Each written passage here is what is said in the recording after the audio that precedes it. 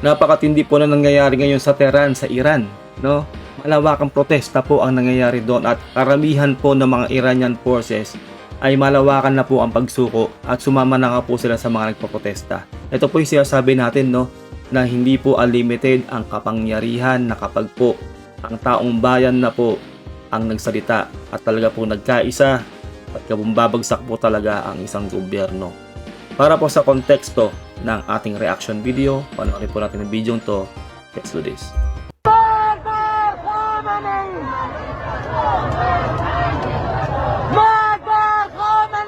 Dami, grabe. It has finally happened. For the first time in decades, the Islamic Republic of Iran has lost control of its own territory. We now have reports that two major border cities have fallen to protesters, with security forces throwing down their weapons and actually joining the revolution. Diba? Nakita nyo, no? Narinig nating lahat. Yung mga Iranian forces ay talaga pong itinatapon na po nila ang kanilang mga armas. At nag-join na po sila sa mga protesters o sa mga nagpoprotesta para sa revolusyon, para po sa kanilang bansa. Sawa na po sila sa karahasan at talaga pong mismo ang mga Iranian forces na po ay meron na pong malawakang pagsuko. Talaga pong jumoin na po sila sa taong bayan. Ganito po ang nangyayari ngayon sa Iran. Ako po sinusuportahan ko po to, itong ginawa pong to ng mga Iranian people para po to sa kanilang kapayapaan sa kanilang bansa. Na sinasabi nga po dito, no, dekada na po ang kanilang paghihirap sa kanilang bansa. Ngayon po talaga po nagsama-sama po ang Iranian citizen at ito na po ang nangyayari sa bansa nila ngayon. But as the regime loses ground, their response is turning terrifyingly violent. Ayun na nga. From shooting at hospitals to blackmailing grieving families. Grabe. Here's the dark reality of what is happening inside Iran. Grabe, no? Talaga pong mismong gobyerno nila yung umahawak sa Iran, no? Ginagawan pa rin sila ng ganong katindi. Yun po yung backlash, no?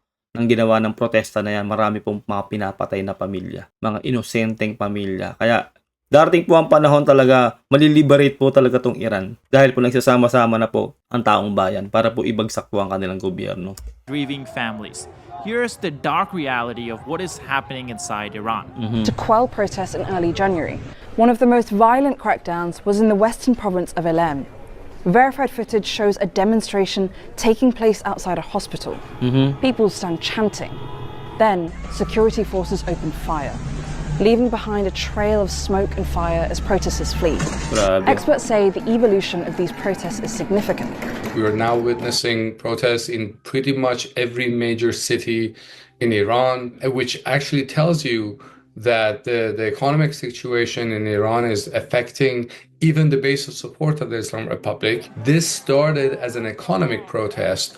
Now, because of stuff like Dito this, po yan, no? Ito po yung sasabihin ko banda rito sa issue na to. Sino ba naman kasi ang may gugustuhin ng magulong bansa? Di ba po hindi sila makapamuhay ng payapa? Ganyan po talaga yung bumoses na po ang milyong-milyong mga Iranians, no, dito po sa kanilang bansa. Kahit po buhay na po nila ang kanilang ibinubuwis po dito sa nangyayari dito kasi nga po ganyan po yung ginagawa sa kanila ng kanilang gobyerno na which is kahit po nasa ospital, no, pinapuputukan po sila. Pero ito po nilalaban po nila ang kanilang kalayaan at ang kapayapaan sa kanilang bansa. Dahil sawa na po sila sa ilang dekada na nangyayaring kaguluhan dito po sa Iran.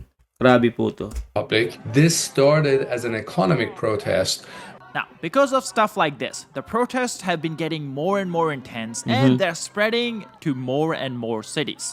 As of January 6th, protests have been recorded in 111 cities and towns across the country. It is also important to point out that on December 28th, the protest started as an economic protest. People were unhappy about the Iranian currency that was Ayun na being nga. devalued to help the regime exporters, all the while hurting private businesses. Parang ganyan din po yung nangyari sa Venezuela, di ba? Yung currency nila o yung pera nila, wala na pong value halos. Sinong tao ang matutuwa niyan? Di ba? Kasi puro digmaan eh. Puro digmaan na nangyayari po diyan sa Iran. Kadalasan po talaga sa Middle East, talaga pong walang kapayapaan. Talaga pong puro digmaan ang nangyayari, talaga pong hindi sila makapamuhay ng payapa. Bagsak ang ekonomiya, syempre may digmaan. Bagsak ang currency nila, walang value ang kanilang pera. Paano pa sila mabubuhay? Bukod sa nasa peligro ang buhay nila, pati syempre yung mga anak nila, iniisip din po nila, no, yung mga pamilya nila. Kaya ngayon po talaga, tumayo na po sila sa kanilang mga paa at nagsama-sama ang mga mamamayan ng Iran para matigil na po ang kaguluhan sa kanilang bansa. Well, now these protests have turned into something much, much bigger. The reason I say this is because even the regime forces in some cities are giving up and joining the protesters. Yun na nga. The first city was the border city of Abdanan. This city is on the border of Iran and Iraq, and we have verified videos coming out of the city on January 6th, where protesters are marching on the streets, and the police officers who are supposed to be stopping the protesters are actually clapping and waving to the protesters as they march past. Grabe, no? Ayun na nga po, pati po yung mga soldiers o yung mga police ng Iran, no, imbis sa pigilan nga daw po yung mga nagpoprotesta, nagpapalakpakan pa raw po. Ibig sabihin, kahit po sila ay sawa na po talaga sa kaguluhan. Sumasang-ayon po sila sa mga nagpoprotesta o sa taong bayan ng Iran. Ayan po sinasabi natin, no, kumbaga wala pong habang buhay na nandiyan ka sa taas. Isipin mo lalo kung yung mga taong bayan na po ang nahihirapan. Ganyan po ang mangyayari sa isang bansa kung ang isang leader ay ganid. Magtutulong-tulong po ang mga mamamayan at ipapabagsak nila ang kanilang gobyerno kung ganyan katindi ang kanilang gobyerno na walang puso, puro na lang po digmaan ang iniisip at talaga pong lahat po mismo ang mga mamamayan ang nahihirapan na mabuhay sa mismong kanilang bansa. Dahil sabi ko nga po kanina, no, mababa ang rate ng kanilang mga pera, walang value na nga po halos. At syempre po, yung cost of living po nila ay hindi na po sila mabuhay ng maayos dahil po meron pong digmaan. Kaya ngayon po, ito na po ang nangyayari sa Iran, na which is, unti-unti po yan, makukuha po ng taong bayan malamang ang hinahangad po nilang kapayapaan dyan. Ilang araw lang siguro po yan o ilang linggo lang, kapag po lahat po ay sumang-ayon sa ginagawa ng mga mamamayan nila, mapagtatagumpayan po nila yan, ang kapayapaan sa Iran. Take a listen. Oo nga. Tama. Di ba? This is exactly why many Hindi na nga talaga nila pinigilan. Talagang nagbubunyi pa sila na sige, sugurin nyo na, magprotesta na kayo. Ayaw na rin namin ang nangyayari sa bansa natin. Di ba? Isipin nyo, Iranian soldiers yung mga yan, no? Imbis sa pigilan nila ito nagpo-protesta. Di ba? Libo-libo na po yan. Baka po umabot pa ng milyon kasi po buong Iran na po yan, di ba? At paunti-unti, talaga pong buong Iran na ang kanilang masasakop niyan kapag nagpo-protesta silang ganyan. Pero ito po talagang gobyerno nila ay ginagawan po pa rin po sila ng karahasan. Mismo kahit mga bata po ay nadadamay pa rin po dito sa pagpapaputok o paggagawa ng violence ng kanilang gobyerno. Mapigilan na po itong mga nagpo-protesta. This is exactly why many are saying that this city has declared itself to be the first Iranian city to be fully free from the Ayun na nga. control of the Islamic regime. Grabe na breaking. Abdanan in Ilam province has declared itself the first Iranian city to fully free itself from the control of Mullah regime after protesters established complete control on the ground. Yun na nga, no? Kumbaga, kudos sa lahat ng mga Iranian citizen. Ayan na nga po, no, unti-unti na po nila na nakukuha ang kanilang kalayaan sa rehimen ni Mullah. Di ba? Ito na po ang sinasabi natin, no, na kapag nagsama-sama ang taong bayan, talaga pong magtatagumpay yan. Kaya po, ang aking suporta ay nasa Iranian citizens po. Kasi po, lahat po tayo ayaw po natin na may nagko-control sa atin, lalo na po ang ating pamumuhay. At syempre, ayaw din natin ng digmaan kung tutuusin dahil wala po talaga magandang idudulot ng digmaan. Babagsak po lahat ng ekonomiya, mawawalan ng value ang pera, mahirap po mabuhay sa bansang punong-puno ng puot at digmaan. Now, soon after this news came out, we had another city join this list. That was the city of Malek Shahi. As you can see from the map, this is also a border city just a little bit north of the first city. And in this city, it seems things got a bit violent. A large crowd of people had stormed a government-owned commercial complex, I'm guessing that's a mall, and caused damage to the building. but nothing was stolen from the scene. Meaning, this protest has turned into something much bigger than just economics. And the message from the people is clear. They reject the Islamic Republic and everything associated with it. Now, here's something interesting about both these cities. They are majority Kurds. We had an interesting statement come out from the Kurdistan Freedom Party. They announced that 4 of their soldiers were killed and 8 others were wounded in clashes with the Iranian regime while confronting the Iranian forces who opened fire on the Grabe. protesters. Dumog, yan po yung sinasabi natin dumog. Siyempre sa dami po nang nagpo-protesta, nasaktan ka na eh. 'Di ba? Ganun po 'yun. Kaya nga po yung iba talaga no, yung kanina, talaga pong nagbubunyi na po sila at sumama na po sila sa mga nagpo-protesta. Ayaw na rin po nila ng gulo. Kumbaga, naano na lang po sila sa kanilang tungkulin eh. Kasi sumumpa sila sa tungkulin nila, yung iba napipilitan na lang diyan. Siyempre, yung ibang mga sundalo na sumusunod sa kanilang tungkulin, may pamilya rin po silang inosente. Kaya po nakapag-isip-isip na rin po yung iba diyan na talaga pong ayaw na rin po nila ng digmaan, ayaw na rin po nila ng gulo sa kanilang mismong bansa. According to the statement, an unknown amount of Iranian regime forces were captured as well. If this is true, this marks the first insurgency action against the Iranian regime by a military faction since the start of the protest. So, kapag po talaga yung mga tao ay talaga pong nagsama-sama po, no? Talagang gumawa po sila ng paraan para matapos na po ang kahibangan ng kanilang gobyerno o kung sino mang tao o grupo na gustong humawak sa kanilang bansa at ang gusto lang ay manggulo. Definitely a big development. Now, as if this wasn't already bad enough for the Islamic regime, we also have some reports about US Army Delta forces being positioned near the Iraq and Syria border. Now, that's definitely not close to Iran. It's on the other side of Iraq compared to the Iraq-Iranian border, but it's definitely closer than where the Delta forces were just a few days ago. Ito po yan, no? Sabihin na natin wala po yan sa Iran, pero paghahanda po yan, no? Alam niyo naman po yung galawan ng Delta Forces, di ba? Yan po yung kumana doon sa Venezuela. Hindi po basta-basta yan. Planado po yan, di ba? Pero ngayon po, no, meron pong nangyayari ngayon, di ba, dyan sa Iran, na mismo ang mga mamamayan na po nila ang gumagawa ng paraan para matigil na po ang kaguluhan dyan. Kumbaga, susugundan na lang po siguro itong Delta Forces kung kailangan pa po talaga sila. Talaga pong totally, hindi po magtatagal ay totally maliliberate na po talaga itong Iran, lalo po sa ginagawa po ng kanilang mga mamamayan. But it's definitely closer than where the Delta forces were just a few days ago. This was the same group that captured Maduro. Yes! Now, I do want to put a big disclaimer here. This news has only been confirmed by Kurdistan 24, which is an Iraqi-based news company. No other major international company or news company has confirmed this report. So I'm not actually sure how true this is, but we will find out in the coming days. So definitely take this report with a grain of salt until we have more confirmation. Now, something else happened over the last few days that was really big. We had the Iranian Supreme Leader, Ayatollah Khamenei, give his first public address since protests started. And surprise, surprise, he's calling on protesters to be put down. Just take a listen.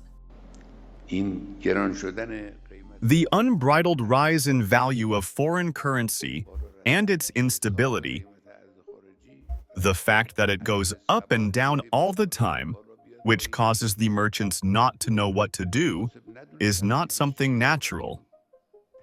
It is the handiwork of the enemy. The important point is that a bunch of incited enemy mercenaries stand behind the bazaris chanting slogans against Islam, against Iran. Grabe na pati yung currency no, biniblame sa biniblame niya sa kanilang mga kalaban. Yung currency po, ayan po ay nagre-reflect po yan kung gaano po ka-capable ang isang gobyerno ng bansa. 'Di ba? Kasi po kung kayo puro digmaan ang inaatupag ng bansa mo, babagsak talaga ang currency mo. Ngayon, ang mga mamamayan talaga ay magrereklamo. Dahil hindi nga sila mabubuhay eh. Isipin mo walang value yung pera. Para saan pa? Para maghanap buhay ka sa mismong bansa mo o magnegosyo ka. 'Di ba? Walang mangyayari. Magugutom ang pamilya, mamamatay ang pamilya ng mga Iranian citizen. Ngayon, ibiniblame nitong leader nila sa mga kaaway nila. Tapos binanggit pa po yung Islam. 'Di ba? Wala pong sense kung tutuusin eh. Magre-reflect. Isipin niyo tong Japan, no? Sa Japan. Kaya maunlad ng Japan kasi matino ang gobyerno. Meron mang hindi matino, walang perpektong gobyerno pero lamang ang matino. At syempre, ibinibigay sa mamamayan ang nararapat. Yung mga taxes na talaga pong sinisingil o nakukuha ng gobyerno ay ibinabalik din sa kanilang mga citizen. Ganun dapat. At hindi po digmaan ang nasa isip. 'Di ba? Kaya po itong mga bansang to, tulad na po ng Iran, ay talaga pong maghihirap ang bansang yan. Siyempre po, ang unang maapektuhan yan, yung mga mamamayan. Siyempre, sila po yung totoong nakakaranas ng kahirapan kapag po ang currency ng bansa o ang cost of living ng bansa ay mataas. 'Di ba? Tapos yung value ng pera nila wala nang silbi. Ganun po yun, walang hanap buhay, walang trabaho, para saan pa. Kaya ngayon, nagpo-protesta na po ang lahat dyan sa Iran. Hindi po natin na talaga pong darating ang panahon, maliliberate. At ito pong leader na to malamang ay ibababa po nila yan. Baka matulad to kay Maduro. Hindi po natin sinasabing ganun agad, pero darating po ang panahon baka po mismo mga Iranian citizen ang magbaba sa kanilang leader na to. And against the Islamic Republic. و ضد جمهوری اسلامی بدن این مهم This is what's important. Death to the hypocrites. Death to the hypocrites. Death to Grabe. the hypocrites. ما با معترض We are talking with the protesters. The officials should talk to them. However, there is no point in talking with the rioters. The rioters should be put in their place. اغتشاشگر رو باید به جای خودش نشاند Now, it is a little comical that they're blaming the currency collapse on the enemy. Yan nga I'm eh. guessing they mean the United States by that. But in reality, it was the Iranian government that devalued their own currency. Tama. So, in no way the enemy is responsible for this unless they're blaming these on sanctions, which I'm guessing they'll take that excuse if they hear this video. But anyways, it doesn't seem like the Iranian leadership is in sync, because all the while Ayatollah is blaming the enemies, the Iranian president is blaming Iranians for their problems. Take a look at his speech. If you save 10% on your electricity, gas, and water usage, we can save 900,000 barrels of oil and gas daily. Grabe, no? Leader ka ng isang bansa, tapos sisisihin mo yung mga mamamayan mo sa nangyayaring pag-collapse ng pera at ng currency, o lang lahat-lahat na paghihirap ng bansa mo. Ay nako, grabe tong leader na to. No? Basahin ulit natin yung mga sinabi yan. No? If you save 10% of your electricity, gas, and water usage, And water usage. We can we save can save 900,000 barrels of oil and gas daily. Di ba? Sinisi pa yung kanyang mga mamamayan. Karapatan ng mga mamamayan mo na gastusin o mag-consume ng mga gusto nilang i-consume kasi binabayaran din naman nila yan. Di ba? Grabe, no? Kaya hindi po magtatagal talaga ay babagsak po ang rehimen na to. Yung kanilang gobyerno na yan, babagsak yan. Kasi po, libo na po ang tao nagpoprotesta sa kanila. At mismo mga Iranian forces po ay talaga pong umaayaw na sa kanilang gobyerno. 900,000 barrels of oil and gas daily. This is our country's wealth and we're wasting it. We consume electricity unnecessarily. We use too much heat. Right now, Grabe. I'm sweating and feel like taking off my jacket. But according to protocol, I can't. It didn't have to be this warm in here. Lowering the temperature by just 2 degrees would save so much energy. But we don't care. We consume, and then we criticize others. Who's consuming correctly? Who's consuming these resources like this? It's you and me. No need to point fingers at anyone else. Now, statements like these is exactly why people are getting sick of the Iranian regime. Take a look at this clip on your screen. There is a banner of Qasem Soleimani. This was the general which was assassinated by a US drone. And people celebrated him when he died. He was Di ba? Imbis na magalit sila sa Amerika na assassinate nga tong nila na yan, nagbubunyi pa sila. Ibig sabihin lang po, no, nagre-reflect po talaga yung ginagawa ng gobyerno nila sa kanila. Ayaw na nila ng kanilang gobyerno. Di ba? Isipin nyo, no, yung kanina lang, sinisisi pa yung mga mamamayan dahil sa kahirapan ng bansa. Di ba? Karapatan po nilang gumastos o mag-consume ng mga energy nila kung ano man yun. Kasi binabayaran din po nila. Parang tayo po, no? Kung anong igasta natin ng kuryente natin, ng tubig natin, karapatan natin yun dahil tayo rin naman ang magbabayad doon. Hindi pwedeng isisi ng gobyerno ang bagay na yun dahil karapatan natin yun, dahil binabayaran din naman natin mismo yun. Di ba? Hindi tayo pwedeng pigilan para kontrolin ang ating pag-consume ng electricity o kung ano man yan, no, tubig or whatever. Ganun po yun dahil binabalik din naman natin yung bayad sa serbisyo nila na yun. Di ba? Ganyan po ang nagiging backfire dito, no? Nagba-backfire po sa gobyerno ng Iran yung ginagawa nila na yan na sinisisipan nila kanilang mga mamamayan. Grabe. Kind of like a god or a martyr, I guess. That's a better word. Well, now the same people are burning down his posters because they are sick of anything that's related to the Yun na nga. regime, and they're sick of the attacks that peaceful protesters are going through. You see, the government forces are so scared about these protesters that they're literally blasting a message through speakers, telling everyone to go home or die. Talagang matatakot sila kasi ano yan eh, kumbaga buhos yan eh, di ba? Mamamayan na nila. Saka kung gagawin talaga nila, nasasaktan nila yan o papatayin nila yung mga citizen nila na yan, yung mga Iranian citizen na nagpo-protesta, ay talaga pong mag-ano na po yan, mag-aaklas na po talaga lahat ng Iranian citizen. Kasi po, yung mismong gobyerno na po talaga nila yung walang pakialam sa kanila kung gagawin ng Iranian government sa kanila yan. Kahit sino pong tao nasaktan mo, ay talaga pong papalag, di ba? Hayop nga, aso nga, saktan mo, di ba? Kakagatin ka eh. Ganun po yun. Kaya talagang ako, sinasabi ko na po, no, yung suporta ko po ay nasa Iranian people. Kasi lahat po tayo ay gusto po natin ng kapayapaan sa ating bansa o sa mismong ating pamumuhay. Ngayon po, sabi nga po kanina, no, ilang dekada na po yung regime na talaga pong hirap na hirap ang mga Iranian citizen. Ngayon lang po sila nakapag-liberate ng isang city, no? Isang city po yung sinabi kanina, no? Talaga pong kumbaga, anuhan na po nila ng kalayaan yung city na yon. At susunod-sunod na po yan. Kapag po talaga nagsama-sama po yung mga mamamayan, ay talaga pong babagsak ang Iranian government at talaga pong maliliberate na po nila ang kanilang bansa ng pangkalahatan. Pero magiging madugo po yan kung tutuusin. Siyempre po hindi po basta-basta papayag ang Iranian government na basta sinapalayasin ng kanilang mga mamamayan. Not even kidding. Take a listen.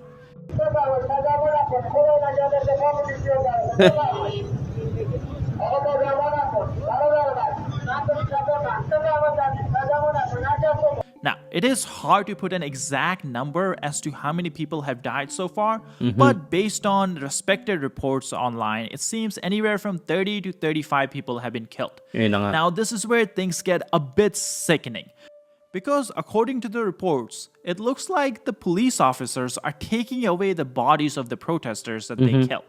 Then they're blackmailing the families into Ayun lang. signing a contract that basically says that the protester was actually part of the IRGC. So Grabe, no? Gagawa na lahat ng paraan para talagang tumigil yung mga nagpo-protesta na magprotesta sa kanilang gobyerno. Pag pinatay, kukunin yung bangkay, tapos yun nga, bibigyan ng kontrata ng ganito ganyan para hindi na nga po magsalita at talagang tumigil na sila sa pagpoprotesta. Sobrang grabe po yun, no? Hanggang dito na lang po muna tayo, pero alam na po natin ang konteksto ng ating video na to.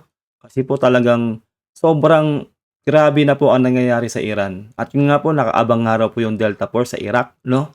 Plano po yan malamang, no? Pero sana po, wag na rin po umabot sa ganon. Sana mismo ang Iranian citizen na po ang mag-liberate sa kanilang bansa. Kasi po karapatan po nila yan. At lahat po ng suporta ay nasa, yung suportahan ko po yung ginagawa po ng Iranian citizens kasi po lahat po tayo gusto po natin ng kapayapaan. Lalo na po hirap na rin po sila. At sana po, mabawi na po nila ang kalayaan ng kanilang bansa at para matigil na po ang karahasan sa kanilang bansa at tumaas na po ang value ng kanilang pera at mabuhay na po sila ng payapa at tahimik sa kanilang bansa. Yun lang po, no, kung nakaabot ka hanggang dito, maraming salamat. Huwag mo kalilimutan mag-like sa ating video. Mag-subscribe ka na rin kung gusto mo. Ingat ka. God bless and peace out. Bye.